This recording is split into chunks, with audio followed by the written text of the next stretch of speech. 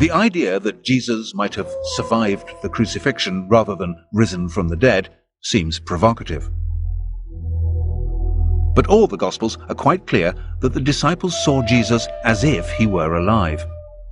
If Jesus did survive, it does not necessarily mean that the resurrection story was a hoax or a deliberate falsehood.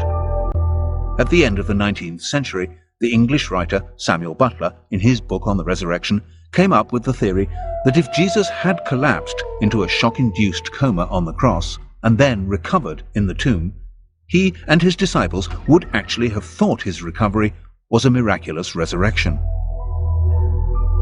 That still has great credibility if you see it in the light, for instance, of more contemporary developments. Look at the near-death experience in the United States. Something like 13 million people in the United States say they've had near-death experiences. They've seen this white light. They believe it to be some form of miracle. So the idea that in the first century, when they had none of this scientific insight and they had none of these hospitals or whatever to save them, that people thought it, actually makes a lot of sense. Doesn't make them fraudsters or shysters. It actually makes them genuine people who thought they'd witnessed a miracle. Whatever the circumstances, if Jesus was alive, then he and his disciples face a serious problem. If Jesus was placed in the tomb and somehow was revived, he himself would certainly think that was an act of the grace of God. I came right to the bars of death and was brought back. But now there's a practical problem. It's a political problem, actually. Romans basically do one thing to messiahs. They crucify them. If Jesus did indeed survive crucifixion, either through resurrection, as the Bible tells us, or more controversially, through resuscitation, then he is once more a condemned man. The Bible is said to solve this problem with a miracle called the ascension. Jesus is taken bodily into heaven. But the interesting fact is that the ascension does not actually appear in the original form of the Gospels.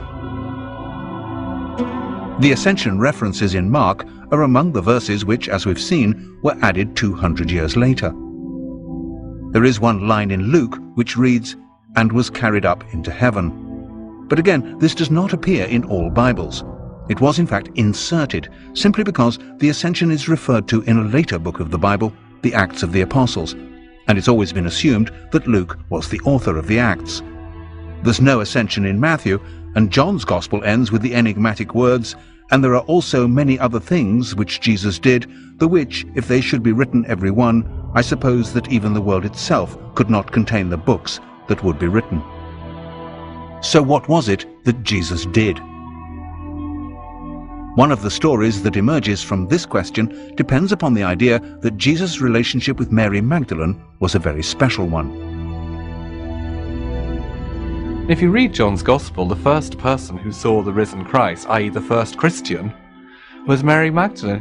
So I think when the church tries to sideline the idea that Jesus had relationships with women, that he had close relationships with women, it's laughable, really. I mean, it's part of this problem that they always say that that the thing that non-believers find hardest about Jesus was his divinity, and the thing that Christians always find hardest about Jesus was his humanity. I mean, he was a man. I'm perfectly happy with the concept that Jesus had a relationship with Mary Magdalene, that it was long and important and, was one of the dominant things in his life. He was human. The idea, of course, that Jesus may have had a very special relationship with Mary may be offensive to many Christians, but some historians have gone even further. They've suggested that Jesus and Mary might have married, that they might even have had children. So if we're trying to find out where, in his flight from the Romans, Jesus could have gone, perhaps we should start by finding out where Mary went.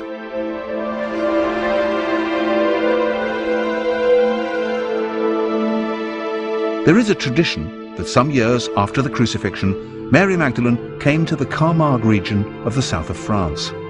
Here she lived and died, and the Basilica Sainte Marie Madeleine is a shrine to her memory. This was the center of what became known as the cult of the Magdalene. The cult of the Magdalene was very powerful in France up until the Middle Ages. The faithful wanted to believe in a mother figure, and the church were very anxious that they should not believe in Mary Magdalene. as having been a mother figure for obvious reasons, which were that she might have been the spouse of Christ, that she might have had his child, that she might have produced a bloodline. The local legend describes how Mary Magdalene came here with her brother Lazarus and her sister Martha and a few companions. If the relationship between Jesus and Mary was as close as some sources suggest, perhaps one of those companions, traveling incognito for fear of arrest by the Romans, was Jesus himself. Jesus could have taken ship at Caesarea or one of the smaller ports up the Syrian coast, and he could have left for another life. And he could well have arrived, as a lot of people believe, in this part of France and begun a new life. He could even have brought his family with him. So these stories could have a historical foundation. After her death, Mary Magdalene's relics were placed in a sarcophagus and then hidden. It was not until 1279 that they were rediscovered, and this basilica was built for their safekeeping. Sealed within the crypt, in the centre of the church, is what is claimed to be the skull of Mary Magdalene.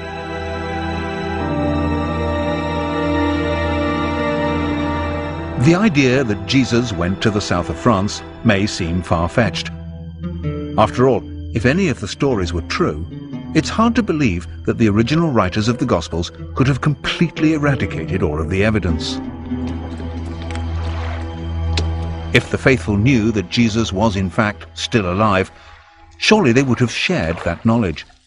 And surely they must have hoped that at some time in the future it would have been safe for Jesus to return. And evidence for that hope should be somewhere in the original text.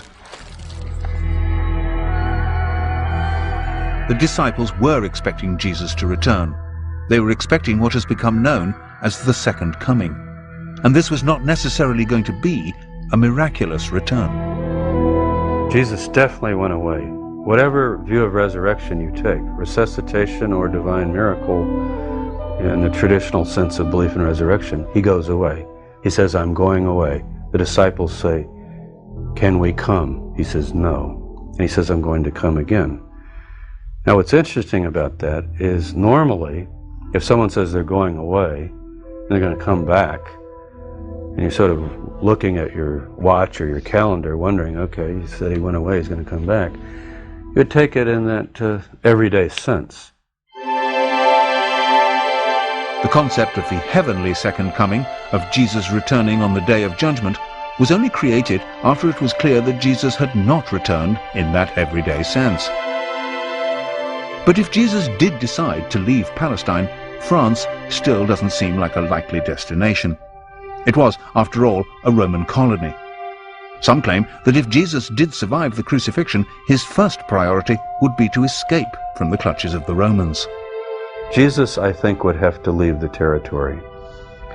And we have to ask the question, where would he go? And you just look at a map. Palestine is on the far eastern border of the Roman Empire. If you go west, you're going right into the heart of Roman territory, where we have our 15 legions stationed around the world. If you go east, you're crossing over into Parthia, and you're going towards Persia eventually, and India and Afghanistan, that direction. But apart from escaping rearrest, why would Jesus travel east? And how would he get there?